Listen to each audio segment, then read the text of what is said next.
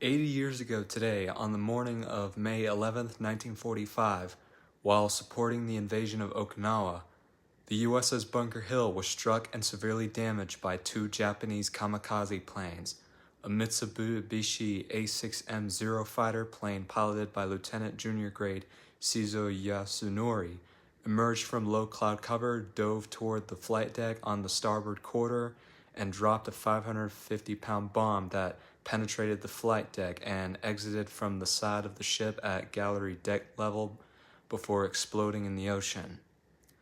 The Zero then crashed onto the carrier's flight deck, destroying parked warplanes full of aviation fuel and ammunition, causing a large fire. The remains of the Zero went over the deck and dropped into the sea. Then 30 seconds later, a second Zero pilot, piloted by Ensign Kiyoshi Ogawa, plunged into its suicide dive. The Zero went through the anti-aircraft fire, dropped a 550-pound bomb, and then crashed into the flight deck near the carrier's island, as kamikazes were trained to aim for the island superstructure. The bomb carried by the second kamikaze penetrated the pilot's ready room, where 22 members of VF-84 lost their lives. Gasoline fires flamed up and several explosions took place. The Bunker Hill lost 393 sailors and airmen, including 41 missing and never found, and 264 wounded. Among the casualties were 3 officers and 9 enlisted men from Mitscher's staff. The admiral relinquished command by a visual signal. He and his remaining staff were transferred by Breach's buoy to the destroyer English and then to Enterprise, which became the flagship. Bunker Hill was heavily damaged but could steam at 20 knots to Ulithi, where the Marine pilots of VMF 221, who had been aloft during the kamikaze attack and were diverted to other carriers, rejoined their ship. The carrier returned home by way of Pearl Harbor and was sent to the Bremerton Naval Shipyard for repairs. She was still in the shipyard when the war ended in mid-August 1945. Also, the Imperial Japanese pilots who flew their planes into U.S. carriers wore this type of Japanese headband called the hachimaki. This is mine right here. I'll tell you what it is later. It is unclear where the hachimaki comes from, but the most widely accepted theory is that samurai wore them as headbands underneath their kabutos to observe perspiration and protect themselves from cuts. World War II kamikaze pilots who were influenced by samurai wore hachimaki as they flew to their deaths. In contemporary Japan, slogans and red circles that resemble the Japanese flag are frequently displayed on hachimaki. Sports people frequently wear them because of their ability to observe perspiration during physical activity. Wearing a hachimaki can be a way to express Japanese pride in sports or nationalism. They are also connected to Japan's bosozoku subculture, and in Western popular culture, hachimaki are stereotypically associated with martial arts.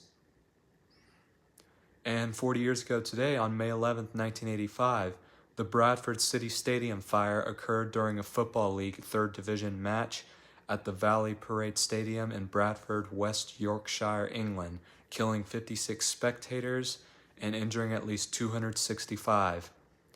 The stadium was known for its antiquated design and facilities, which included the wooden roof of the main stand. Previous warnings had also been given about a major buildup of litter in the cavity below the seats in the stand. The stand had been officially condemned and was due to be replaced with a steel structure after the season ended. The match between Bradford City and Lincoln City, the final game of that season, had started in a celebratory atmosphere with the home team receiving the 3rd Division championship trophy.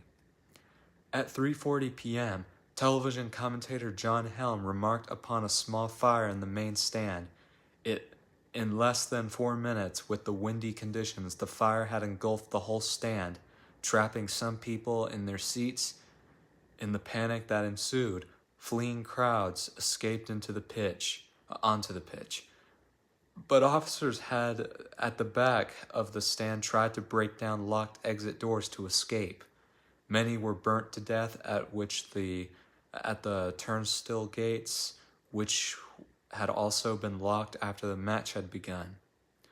There were many cases of heroism, with more than 50 people later receiving police awards or commendations for bravery.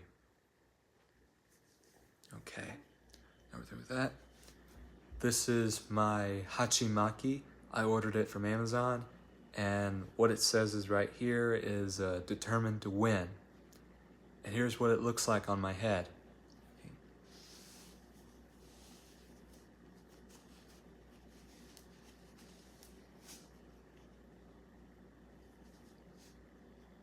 Okay, let's see if you can get a good look.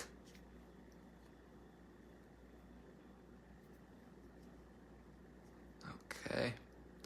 Now, when I first saw these, I was watching Pearl Harbor 2001, and there is an inaccuracy in that film where you see the scene where two Japanese pilots put on those things before they attack Pearl Harbor. That's not true.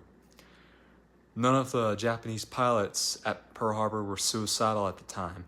Their only mission was to destroy the military targets and battleships there, but there were no carriers at the time. They also made the mistake in the 1970 Pearl Harbor film Tora Tora Tora, where the pilot Mitsuru Fushida was given this as a good luck charm.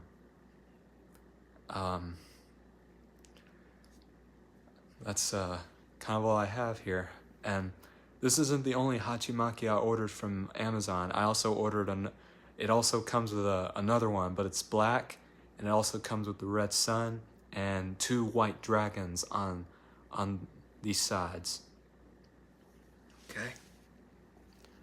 Well, also, today's the day the deadliest plane crash occurred in Florida history, and that's the crash of ValueJet Flight 592, which killed 110 passengers and crew on board due to an in-flight fire in which 144 oxygen generators were loaded when they were accidentally activated, and it scorched the whole the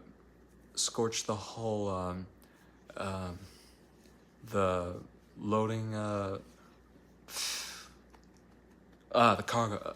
It scorched the whole cargo hold, and it was like hot to like 3,000 degrees. It also lit a fire up in the cabin, and it incapacitated both Captain Kendall and Kubek, who just turned 35 the day before, and 52-year-old Richard Hazen, the first officer.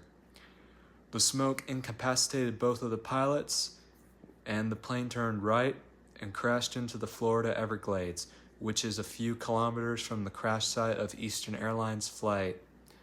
I can't remember the flight number, but that crashed in 1972 due to pilot error.